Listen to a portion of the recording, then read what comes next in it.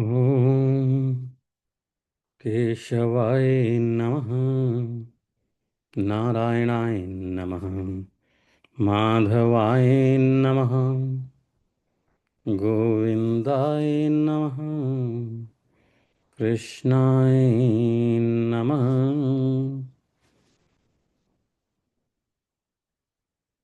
तो आज हम महाभारत का पौलोम पर्व प्रारंभ करेंगे।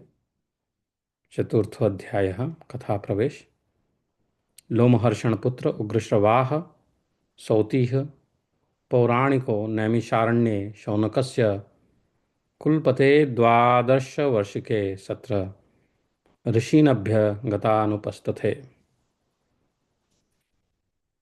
नैमिषारण्य में कुलपति शौनक के 12 वर्षों तक चालू रहने वाले सत्र में उपस्थित महर्षियों के समीप एक दिन लोमहर्षण पुत्र सूतनंदन उग्रश्रवा आए। वे पुराणों की कथा कहने में कुशल थे। वे पुराणों के ज्ञाता थे। उन्होंने पुराण विद्या में बहुत परिश्रम किया था। वे नैमिषारण्यवासी महर्षियों से हाथ जोड़कर बोले, पूज्यपाद महर्षिगण, आप लोग क्या सुनना चाहते हैं? मैं किस प्रसंग पर बोलूं? पौराणिकः पुराणे कृतश्रमः स कृताञ्जलिस्तानुवाच। किं भवन्तः श्रोतुमिच्छन्ति किमहं ब्रवाणीति। तब ऋषियों ने उनसे कहा, लोमहर्षण कुमार, हम आपको उत्तम उत्तम प्रसंग बतलाएंगे और कथा प्रसंग प्रारंभ होने पर सुनने की इच्छा रखने वाले हम लोगों के समक्ष आप बहुत सी कथाएं कहेंगे। तामृषय ऊचुः परमं लोमहर्षणे वक्ष्यामस्त्वां नः प्रतिवक्ष्यसि वचः शुश्रूषतां कथायोगम न कथायोगे। किंतु पूज्यपाद कुलपति भगवान शौनक अभी अग्नि की उपासना में संलग्न है। तत्र भगवान कुलपतिस्तु शौनको अग्नि शरणमध्यास्ते। वे देवताओं और असुरों से संबंध रखने वाली बहुत सी दिव्य कथाएं जानते हैं। मनुष्यों, नागों तथा गंधर्वों की कथाओं से भी वे सर्वथा परिचित हैं।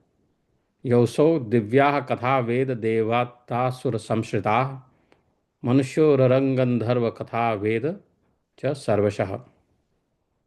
सूतनंदन, वे विद्वान कुलपति विप्रवर शौनक जी भी इस यज्ञ में उपस्थित हैं। वे चतुर उत्तम वृद्धधारी तथा बुद्धिमान हैं।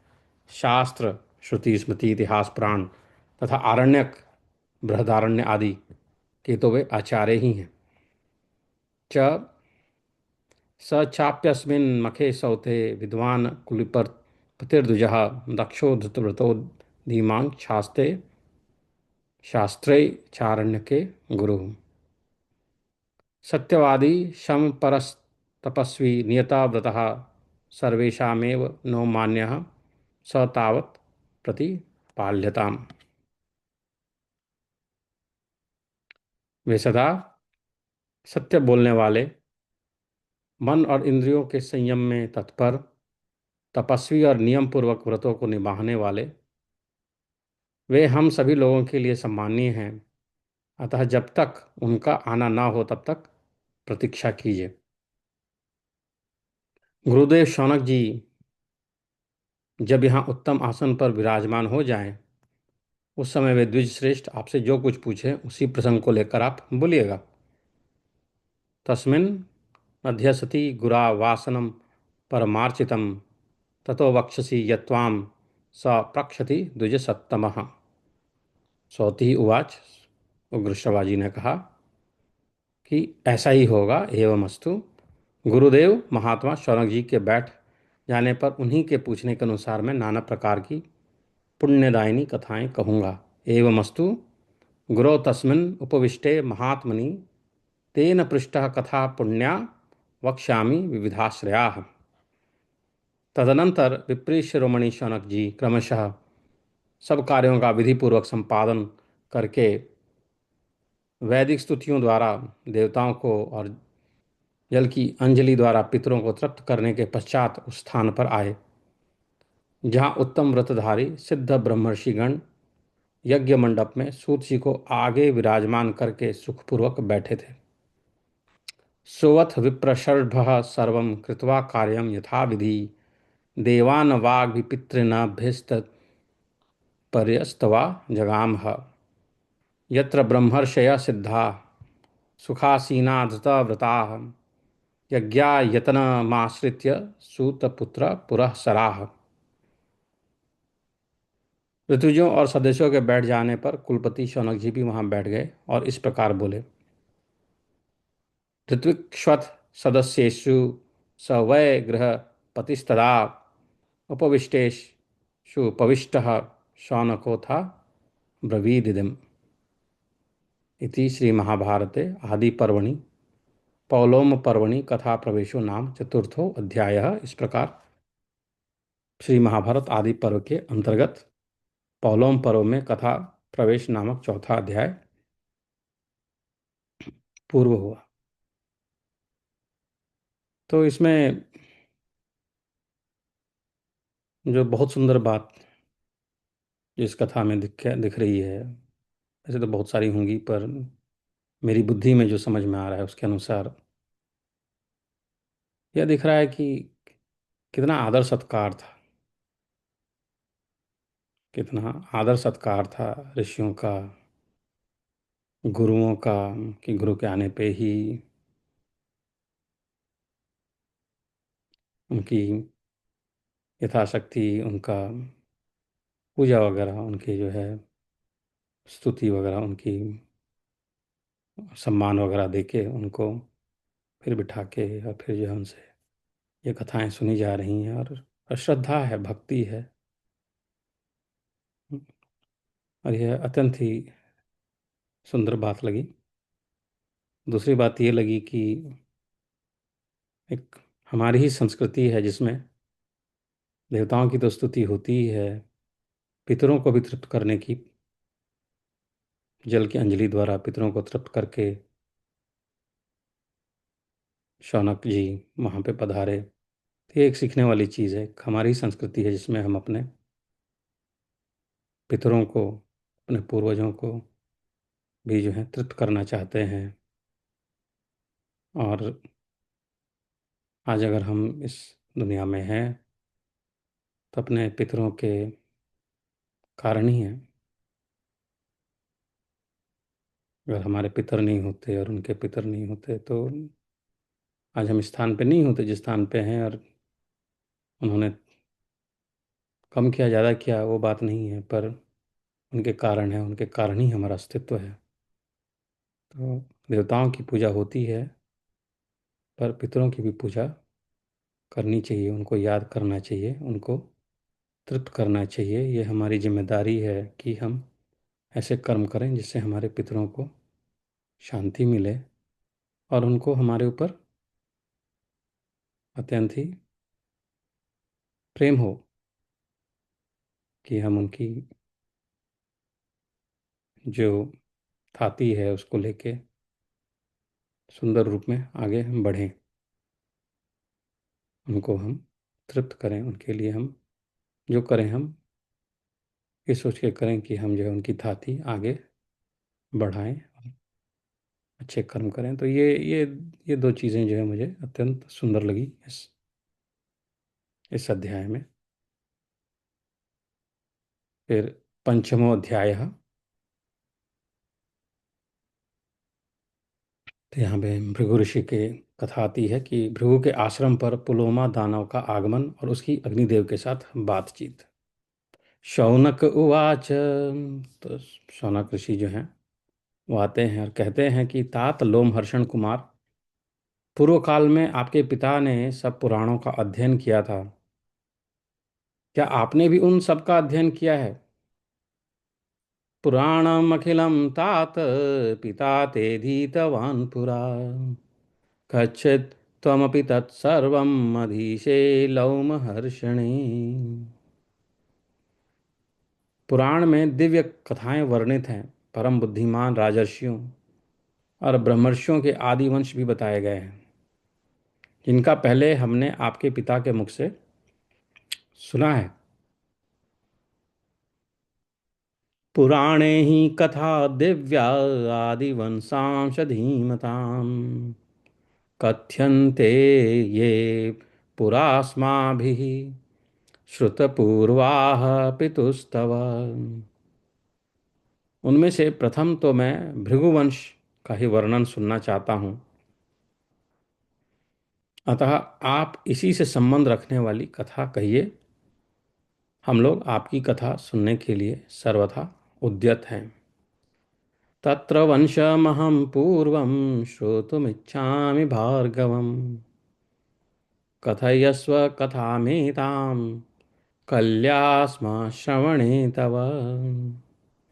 तो इस पे जो है सौतिर्वाच सूतपुत्र उग्रश्री जी कहते हैं कि भृगुनंदन वैशंपायन आदि श्रेष्ठ ब्राह्मणों और महात्मा द्विजवरों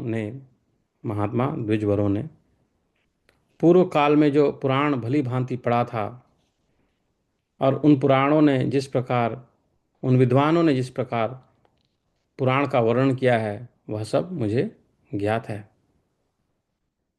वह सब मुझे ज्ञात है।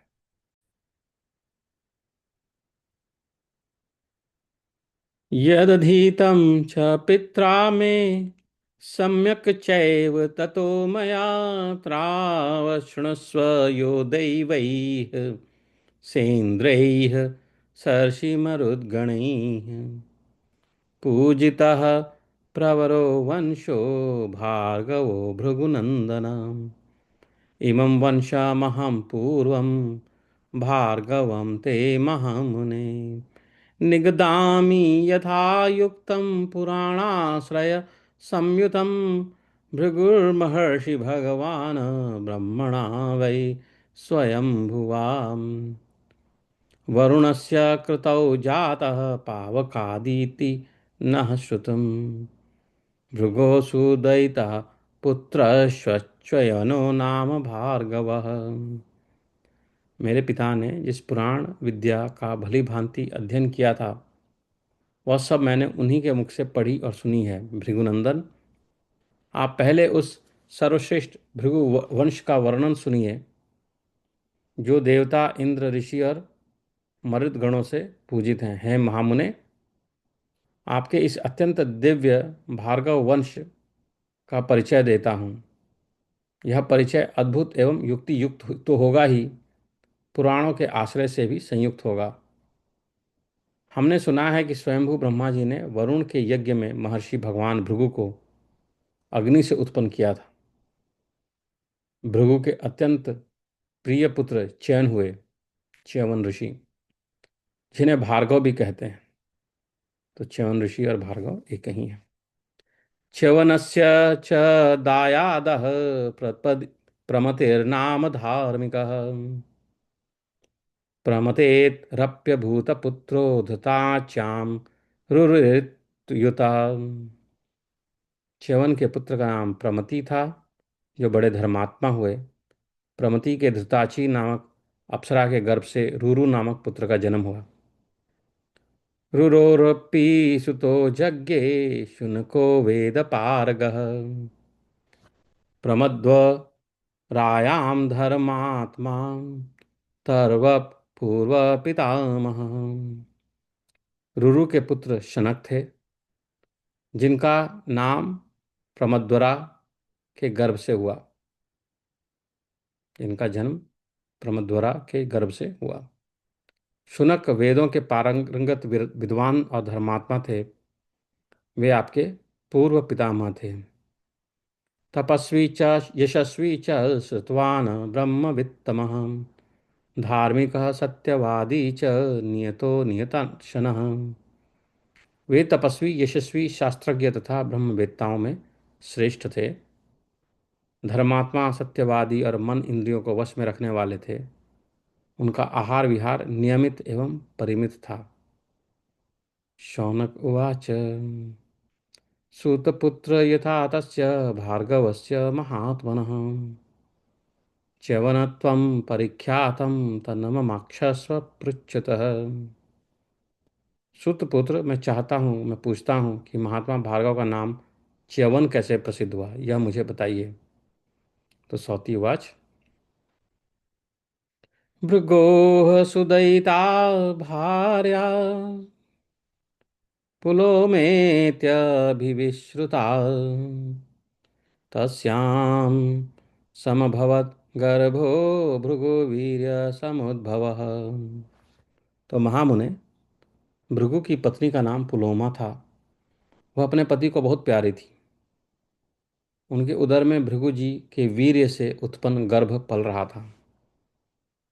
तस्मिन् गर्भेत सम्भूते पुलोमायां भृगुद्वः समये समशीलिन्यां धर्मपत्न्यां यशस्विनः अभिषेकाय निष्क्रान्ते भृगौ धर्मभृतां वरे आश्रमं तस्य रक्षोथ पुलोमाभ्याजगामः।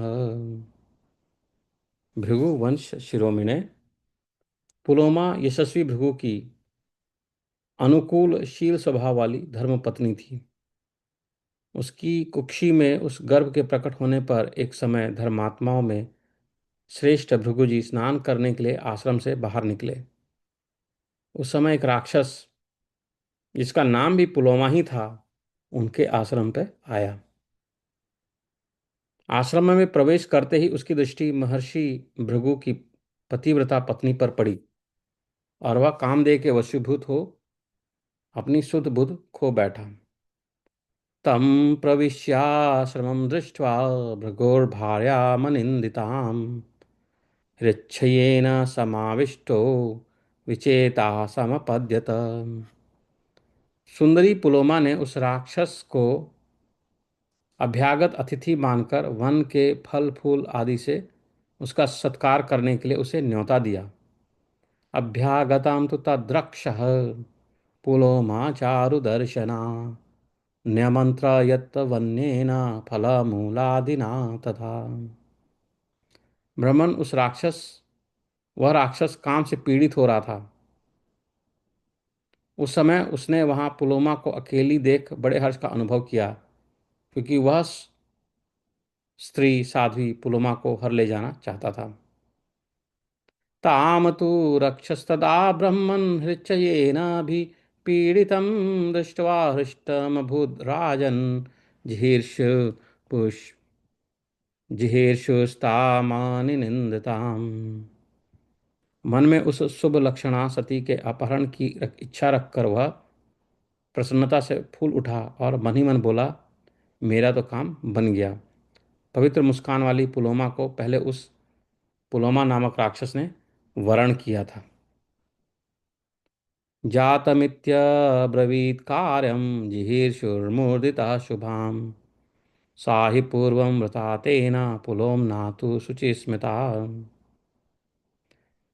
किंतु पीछे उसके पिता ने शास्त्र विधि के अनुसार महर्षि भृगु के साथ उसका विवाह कर दिया। भृगुनंदन, उसके पिता का हुआ अपराध राक्षस के हृदय में सदा कांटे सा खसकता रहता था। ताम तु प्रादात पिता पश्चाद भृगवे शास्त्र वत्तदा तस्य तत्किल्बिषं नित्यं हृदि वर्तति भार्गव। यह अच्छा मौका है, ऐसा विचार कर उसने उस समय पुलोमा को हर ले जाने का पक्का निश्चय कर लिया।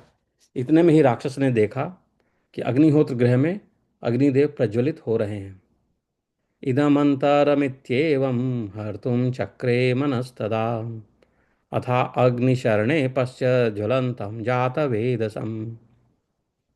तब पुलोमा ने उस समय उस प्रज्वलित पावक से पूछा, अग्निदेव, मैं सत्य की शपथ देकर पूछता हूँ, बताओ यह किसकी पत्नी है।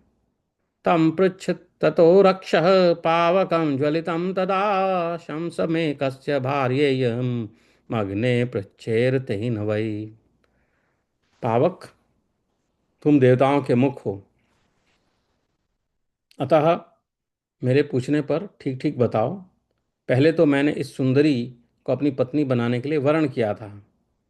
मुखम त्वमसि देवानां वद पावके पृच्छते मया ही यम मृता पूर्वं भार्यार्थे वरण वर्णिनी। किंतु बाद में असत्य व्यवहार करने वाले इसके पिता ने भृगु के साथ इसका विवाह कर दिया। यदि यह एकांत में मिली हुई सुंदरी भृगु की भार्या है तो वैसी बात सच सच बता दो, क्योंकि मैं इसे इस आश्रम से हर ले जाना चाहता हूँ। वह क्रोध आज मेरे हृदय को दग्ध सा कर रहा है। इस सुमध्य माँ को, जो पहले मेरी भार्या थी, भृगु ने अन्यायपूर्वक हड़प लिया है।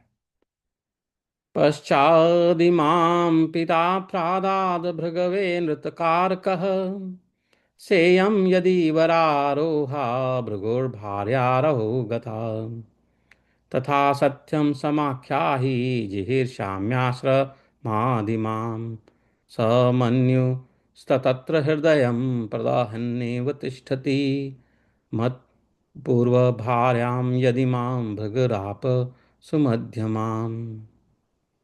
तो सूत जी बोलते हैं, उग्रश्रवा जी बोलते हैं कि इस प्रकार वह राक्षस भृगु की पत्नी के प्रति यह मेरी है या भृगु की, ऐसा संशय रखते हुए प्रज्वलित अग्नि को संबोधित करके बार बार पूछने लगा। एवं रक्षस्तमामंत्र्य ज्वलितं जातवेदसं, शङ्कमानं भृगुर्भार्यां पुनः पुनरपृच्छत। अग्निदेव, तुम सदा सब प्राणियों के भीतर निवास करते हो, सर्वज्ञ अग्ने, तुम पुण्य और पाप के विषयों में साक्षी की भांति स्थित रहते हो, अतः सच्ची बात बताओ। तुम अग्ने सर्वभूतानाम अंतश्चरसि नित्यदा, साक्षिवत् पुण्य पापेषु सत्यम ब्रूहि कवे वचः। असत्य बर्ताव करने वाले भृगु ने, जो पहले मेरी ही थी, उस भार्या का अपहरण किया। यदि यह वही है तो वैसी बात ठीक ठीक बता दो। मत पूर्व पहृता भार्या भृगुणानृतकारिणा, सेयं यदि तथा मे त्वं सत्यमाख्यातुमर्हसि। सर्वज्ञ अग्निदेव, तुम्हारे मुख से सब बातें सुनकर मैं भृगु की इस भार्या को तुम्हारे देखते देखते इस आश्रम से हर ले जाऊंगा, इसलिए मुझसे सच्ची बात कहो। श्रुत्वा त्वत्तो भृगुर्भार्या हरिष्यामा श्रमादिमां जातवेद, पश्यतस्ते वद सत्यां गिरं मम। स्वतिरुवाच।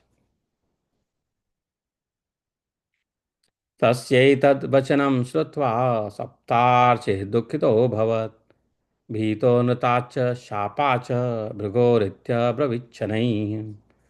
राक्षस की यह बात सुनकर ज्वालामयी 7 जिह्वाओं वाले अग्निदेव बहुत दुखी हुए। एक और वे झूठ से डरते थे और दूसरी ओर भृगु के शाप से, अतः धीरे से इस प्रकार बोले। दानव नंदन, इसमें संदेह नहीं कि पहले तुम्ही ने इस पुलोमा का वर्ण वर्ण किया था, किंतु विधिपूर्वक मंत्रोच्चारण करके इससे इसके साथ तुमने विवाह नहीं किया। त्वयावृता पुलोमेयं पूर्वदानवनन्दना, किंतव्यं विधिना पूर्वं मंत्रवन्न वृता त्वया। पिता ने तो यह यशस्विनी पुलोमा भृगु को ही दी है। तुम्हारे वरण करने पर भी इसके महायशस्वी पिता तुम्हारे हाथों में इसे इसलिए नहीं देते थे कि उनके मन में तुमसे श्रेष्ठ वर मिल जाने का लोभ था। पित्रा तु भृगवे दत्ता पुलोमेयं यशस्विनी, ददाति न पिता तोभ्यं वरलोभान् महायशाः। दानव, तदनंतर महर्षि भृगु ने मुझे साक्षी बनाकर वेदोक्त क्रिया द्वारा विधिपूर्वक इसका पाणी ग्रहण किया था। अथेमां वेददृष्टेन कर्मणा विधिपूर्वकं, भार्यामृषीर्भृगुः प्राप माम पुरस्कृत्य दानव। यह वही है, ऐसा मैं जानता हूँ, इस विषय में झूठ नहीं बोल सकता। दानव श्रेष्ठ, लोक में असत्य की कभी पूजा नहीं होती। सेयमित्यवगच्छामि नानृतं वक्तमुत्सहे, नानृतं हि सदा लोके पूज्यते दानवोत्तमम्। इति श्रीमहाभारते आदिपर्वणि पर्वणि पुलोमाग्निसंवादे पंचमोऽध्यायः। इस प्रकार श्री महाभारत आदि पर्व के अंतर्गत पौलोमी पर्व में पुलोमा अग्नि संवादक विषय 5वां अध्याय पूर्ण हुआ।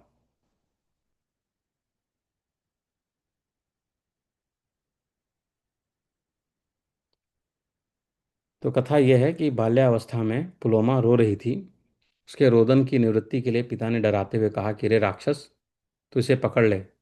घर में पुलोमा राक्षस पहले से ही छिपा हुआ था। उसने मन ही मन वर्ण कर लिया, यह मेरी पत्नी है। बात केवल इतनी ही थी। इसका अभिप्राय यह है कि हंसी खेल में भी और डांटने डपटने के लिए भी बाल लोगों से ऐसी बात नहीं कहनी चाहिए, और राक्षस का नाम भी नहीं रखना चाहिए। बहुत अच्छी बात है। नमः शिवाय। तो अगला अध्याय जब पढ़ेंगे तो उसमें महर्षि च्युवन का जन्म, उनके तेज से पुलोम माँ राक्षस का भस्म होना तथा भृगु ऋषि का अग्निदेव को शाप देना, यह पढ़ेंगे। वह षष्ठ अध्याय में आएगा। हरिओम। ओम नमः शिवाय।